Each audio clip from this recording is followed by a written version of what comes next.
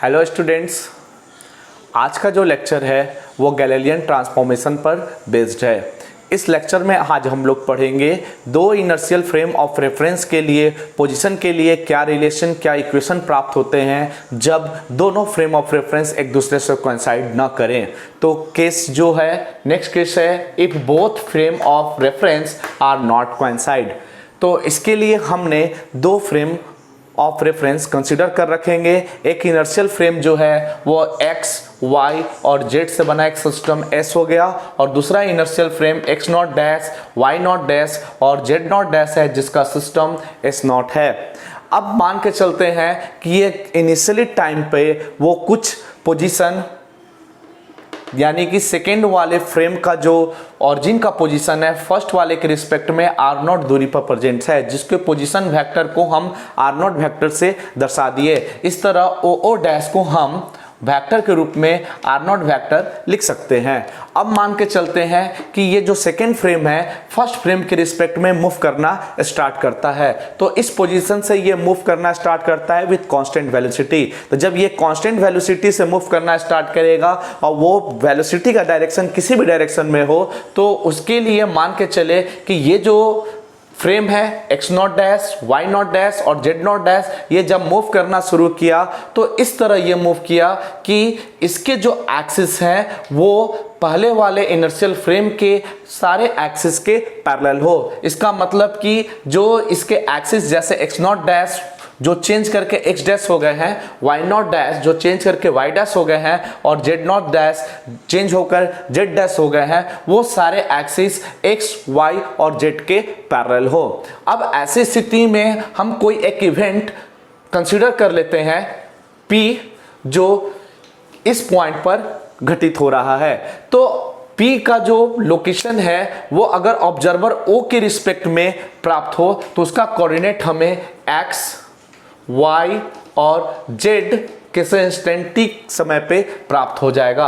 अगर मान के चलते हैं कि ये फ्रेम यहां से ओ नॉट डैश से ओ डैश की ओर पहुंचता है, तो वो पहुंचने में जो वक्त t लगाता है, तो इसके लिए O dash, O naught dash और ओ डैश का जो पोजीशन हो जाएगा यानी इनके बीच की जो दूरी हो जाएगी v इंटू टी। क्योंकि v इंटू टी होने का कारण क्या है, यहां से यहां तक जाने का जो वक्त है वो हमने t कंसीडर कर लिया है और वेलोसिटी v है। तो वेलोसिटी यानी स्पीड को उस टाइम से मल्टीप्लाई करेंगे तो इनके बीच की दूरी प्राप्त हो जाएगी। तो इस तरह अगर हम इसको वेक्टर के रूप में दर्शाएं तो ओ नॉट डैश, ओ डैश की जो वैल्यू हो जाएगी वो v वेक्टर इंटू टी के इक्वल हो जाएगी।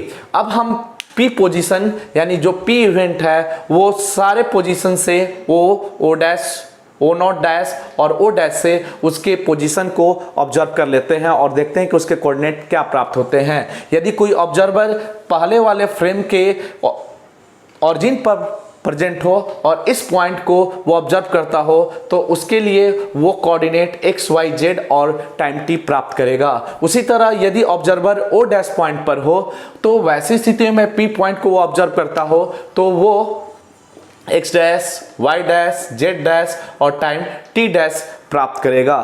तो अगर हम इस पॉइंट को ज्वाइन कर दें तो इस तरह o डैश p का जो हमें वैल्यू मिलेगा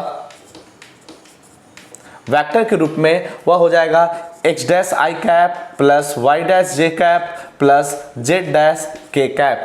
और अगर हम इस OP को ज्वाइन कर दें तो हमें OP जो वेक्टर प्राप्त होंगे वो होंगे xi cap plus yj cap plus zk cap.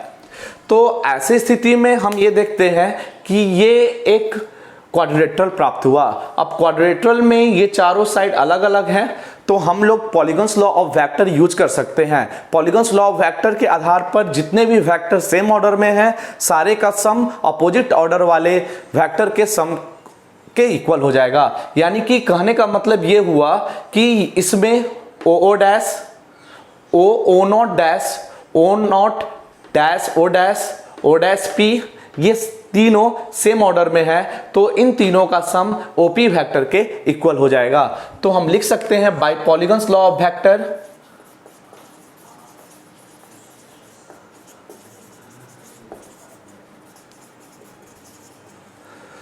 Result आएगा OP vector is equal to O naught dash plus O naught dash O dash plus O dash P के इक्वल हो जाएगा।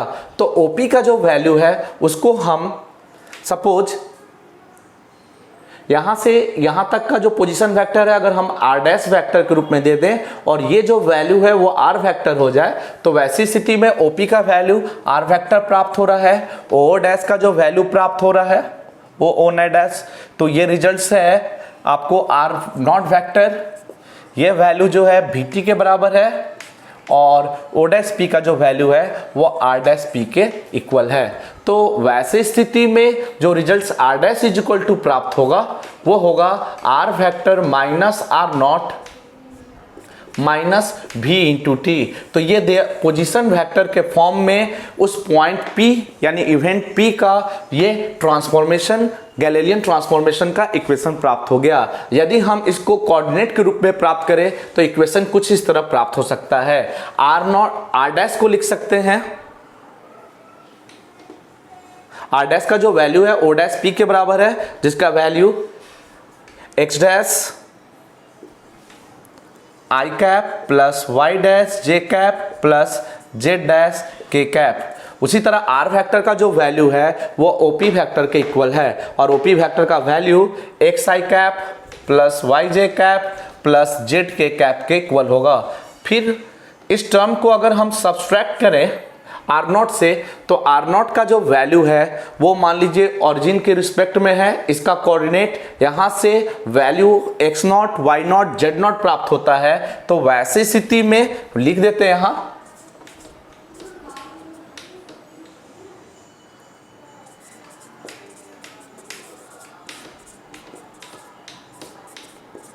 इस ऑरिजिन के रिस्पेक्ट में इसका कोऑर्डिनेट मान लिया X naught Y naught Z naught है इनिशियली स्थिति में, तो वैसी स्थिति में आर नॉट के वैल्यू को लिख सकते हैं X naught I cap plus Y naught J cap plus Z naught K cap.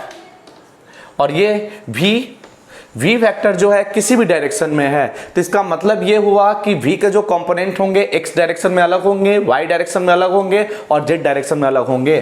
तो यहां पर जो v वेक्टर है उसको हम लिख सकते हैं V X I cap plus V Y J cap plus V Z K cap into T. तो वैसी स्थिति में जब हम इसको सॉल्व करेंगे तो गैलीलियन ट्रांसफॉर्मेशन कुछ इस तरह प्राप्त होंगे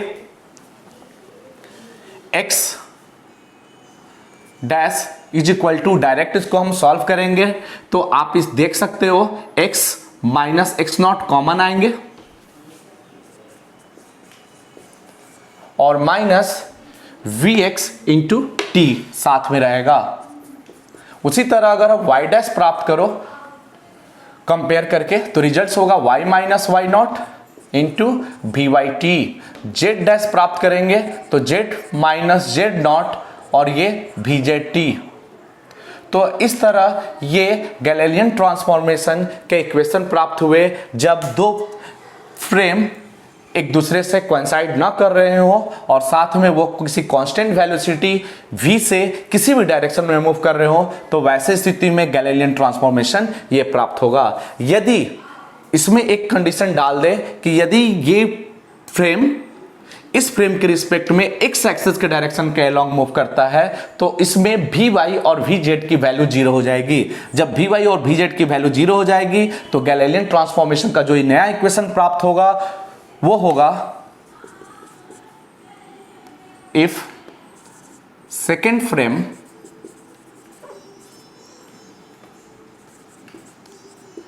moving along x axis then v y is equal to V Z is equal to zero. इसका जीरो होने का कारण क्या है?